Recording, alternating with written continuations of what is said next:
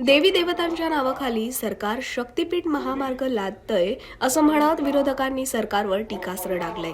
खऱ्या देवाला आपल्या भक्ताची जमीन गेलेली कधीही चालणार नाही, पण महाराष्ट्रातल्या एका देवाला पाहिजे असा खोचक टोला शरद पवारांच्या राष्ट्रवादीचे नेते जयंत पाटील यांनी मुख्यमंत्र्यांना लगावलाय. ईश्वरपूर इथं आयोजित शक्तीपीठ विरोधी जन आक्रोश मेळाव्यातून जयंत पाटील यांनी सरकारला इशारा दिलाय. पाहूया. की ज्या देवदेवतांच्या दर्शनासाठी हा महामार्ग केला जातोय असं सरकार म्हणते, त्यातल्या एकाही देवाला आपल्या भक्ताची जमीन गेलेली चालणार नाही. मग एकाही देवाला चालत नसेल, परंतु महाराष्ट्रातल्या एका देवाला पाहिजे. त्या देवाला आमची विनंती आहे, तुमच्या पाया पडतो, साष्टांग नमस्कार घालतो. मी माझ्या तालुक्यासाठी पाहिजे तेव्हा लोळण घेऊन मुंबईला येतो, तर आमच्या तालुक्यातनं ही रस्त्याची भिंत काढा. कारण ह्या तालुक्याने विनंती करून गोड बोलून सुरुवात आम्ही करतो. तर आमची परंपरा नाना पाटलांची, त्यामुळे आम्ही सगळे या ठिकाणी एकसंघपणाने आलो. तर जरा आमची विनंती आहे, मी जास्त पुढचं लांब बोलत नाही, पण माझी देवाला विनंती आहे की जुना रस्ता जो होता ते बघा, आणखीन काय आम्ही काय दुसऱ्याचं काय करा असं म्हणणार नाही. आणि देव आम्हाला पावलेला आहे, आमचा देव आमच्या बरोबर आहे.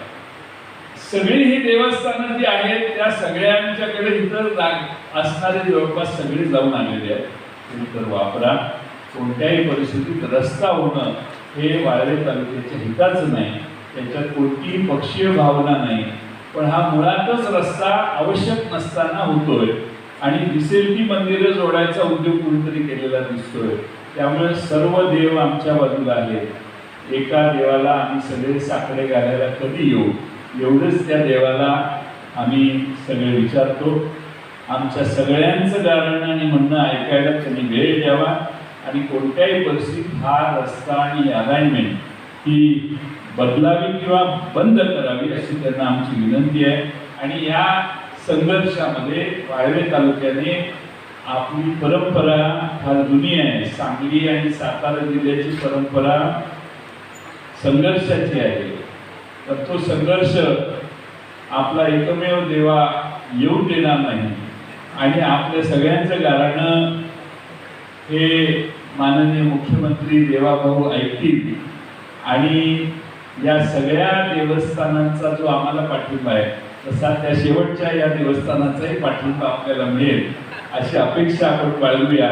पण पाठिंबा मिळायच्या कल्पनेत न राहता संघर्षासाठी रस्त्यावर उतरल्याशिवाय कुणीही आपल्या कल्पना, आपल्या भूमिका मांडणार नाही. ते देखील या संघर्षात एक संघ राहून या तालुक्यावर आलेलं हे अनिष्ट संकट मानवनिर्मित संकट आहे. निसर्गाच्या संकटाला कायम तोंड देतोय आपण.